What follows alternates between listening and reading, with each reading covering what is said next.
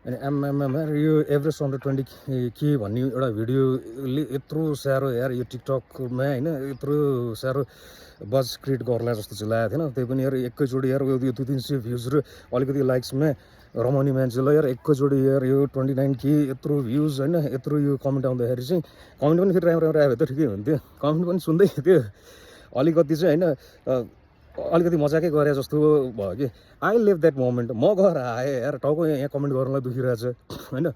अब अलिकति practical approach हुनु है। अब यसमा चाहिँ मैले 20K भनेर 20K खल्टिम हाल्दा एभरेस्टतिर कुदिहाल्ला भने होइन है। एडजस्ट गर्न सक्छु भने त्यसरी पनि जान सक्छु र पैसा राम्रै बच्छ। मलाई चाहिँ यसरी नै हिँड्न मन लाग्छ होइन। र मेरो धेरै ट्रेकहरू म यसरी नै गएको छु। अब अरू ट्रेकको कुरा गऱ्यो जुन चाहिँ मैले 5K 6Kमा पुरा गरेँ भने त त्यहीँ हार्ट एट्याक होला फेरि होइन। अब सिम्पली प्र्याक्टिकल अप्रोचमा गरेर सुन्नु है। अब बसको टायरमा चढेर गएको हो कि होइन लन्च ब्रेकफास्ट स्किप गर्नेले डिनर पनि स्किप गरेर गइहाल्थ्यो पैसा त्यो पनि बस्थ्यो भन्ने कुराहरू भयो होइन। यस्ता वायात कमेन्टहरू नगरौँ क्या साथी अलिकति होइन दिमागको प्रयोग गरौँ न होइन। अब यसमा तिमीलाई म अलिकति प्र्याक्टिकल अप्रोच चाहिँ भनिदिन्छु। यसमा के छ भन्दाखेरि तिमीसँग लाखको बिटो छ खल्टीमा होइन लुक्लासम्म प्लेनमै जान्छु प्लेनमै आउँछु भनेदेखि तिमी लाखको बिटो बोक चुप लगाएर जसरी मन लाग्छ त्यसरी जाऊ होइन। अब होइन मलाई चाहिँ जसरी पनि सगरमाथा हेर्नु छ होइन मसँग त्यस्तो म्यासिभ बजेट पनि छैन।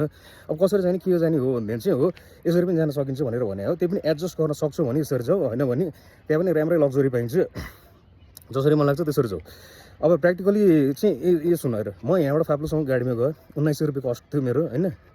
लन्च र ब्रेकफास्ट म स्किप गरेको लागि चाहिँ मसँग घरबाट अलिकति राम्रै सातु डालमोट चिउरा काजु पिस्ता बदामहरू टन्नै थियो होइन 2-3 किलोको थियो त्यसले म राम्रो एनर्जी दिन्छ त्यति भएपछि पुगिहाल्यो। अब मैले त्यहाँनिर अराउन्ड 17K खर्च भयो भने मेरो साथीको मोर देन 50K खर्च भयो। हालाकि उस र मसँग हिँड्न पाएन किनकि अब उसले चाहिँ अब मेरो खुट्टा दुख्यो म सक्दिनँ भने त्यही पनि सगरमाथासम्म पुग्यो फेरि होइन।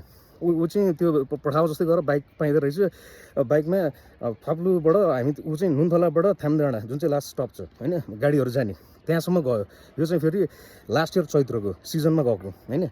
अब त्यसरी जाँदाखेरि उसको मोर देन 50K खर्च भयो भने म चाहिँ त्यसरी गएँ म फुल हिँडेँ जाँदाखेरि पनि हिँडेर गएँ आउँदाखेरि पनि हिँडेर आएँ होइन।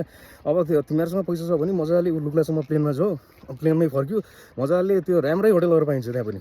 अब लोबुची र गोरक्सीमा चाहिँ खल्टीमा जतिसुकै पैसा भयो भने नेपालीले सुत्यो भनेको डाइनिङमै हो होइन डाइनिङमै सुत्नुपर्ने हुन्छ तिमीहरूले पनि।